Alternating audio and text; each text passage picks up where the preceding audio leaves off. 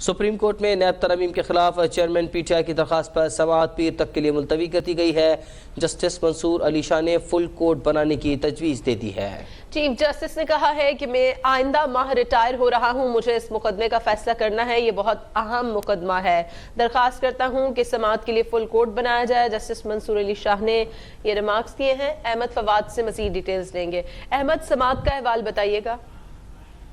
بالکل، آج جب کیس کی سماعت کا آغاز ہوا تو جسٹس منصور علی شاہ کی جانب سے ایک تجویز سامنے آئی، اور اس تجویز میں ان کی جانب سے یہ کہا گیا کہ وہ چیف جسٹس پاکستان عمر عطا بندیال صاحب سے درخواست کرتے ہیں کہ اس مقدمے کی سماعت کے لیے فل کورٹ بنایا جائے۔ جسٹس منصور علی شاہ کی جانب سے یہ کہا گیا کہ فوجی عدالتوں سے متعلق کیس میں 22 جون کو بھی وہ اس حوالے سے ایک نوٹ لکھ چکے ہیں۔ Supreme court practice and procedure act آنے کے بعد کیس کو فل کورٹ کو سننا چاہیے۔ اس کے علاوہ جسٹس منصور علی شاہ نے یہ بھی کہا کہ ابھی تک پریکٹس اینڈ پروسیجر ایکٹ کا جو فیصلہ ہے وہ نہیں ہوا، اس لیے بہتر یہی ہوگا کہ اس کیس کی جو سماعت ہے وہ فل کورٹ سنے۔ تاہم جسٹس منصور علی شاہ کی جانب سے کیس کی سماعت سننے سے معذرت نہیں کی گئی اور وہ اب بھی اس بینچ کا حصہ ہیں۔ آج جب کیس کی سماعت کے دوران جو خواجہ حارث ہیں، چیئرمین پاکستان تحریک انصاف کے وکیل، وہ طبیعت خرابی کے باعث عدالت میں پیش نہیں ہو سکے، جس کی وجہ سے ان کے جو معاون وکیل ہیں وہ عدالت میں پیش ہوئے اور انہوں نے جو جواب ہے وہ جمع کروایا، جس پر چیف جسٹس کی جانب سے یہ کہا گیا کہ یہ جو درخواست ہے وہ ابھی پری میچیور ہے۔ انہوں نے چیف جسٹس نے یہ بھی کہا کہ وہ اگلے مہینے ریٹائر ہو رہے ہیں، اس لیے وہ یہ چاہتے ہیں کہ یہ جو کیس ہے اس کا فیصلہ وہ کرنا چاہتے ہیں، کیونکہ یہ جو کیس ہے وہ بہت اہم نوعیت کا ہے۔ اس کے علاوہ چیف جسٹس کی جانب سے آج یہ بھی کہا گیا جو حکومتی وکیل ہیں کہ وہ اس کیس کی تیاری کر کے آئیں اور اس کیس کا وہ باقاعدہ طور پر ایک شیڈیول بھی جاری کریں گے، جس کے مطابق روزانہ کی بنیاد پر یہ جو کیس ہے وہ سنا جائے گا۔ مزید تیاری کا وقت دیتے ہوئے چیف جسٹس کی جانب سے جو کیس کی سماعت ہے وہ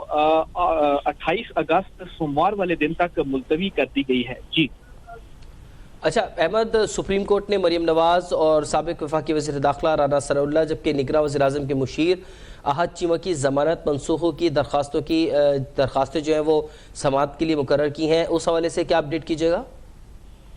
جی بالکل، سپریم کورٹ آف پاکستان کی جانب سے جو ہفتہ وار کاز لسٹ ہے وہ جاری کی گئی ہے، اور اس کاز لسٹ کے مطابق مریم نواز شریف کی جو ضمانت منسوخی سے ریلیٹڈ درخواست تھی اسے سماعت کے لیے مقرر کیا گیا ہے، اور اس کیس کی جو سماعت ہے وہ چیف جسٹس عمر عطا بندیال کی سربراہی میں 2 رکنی بینچ 22 اگست کو کرے گا۔ اس کے علاوہ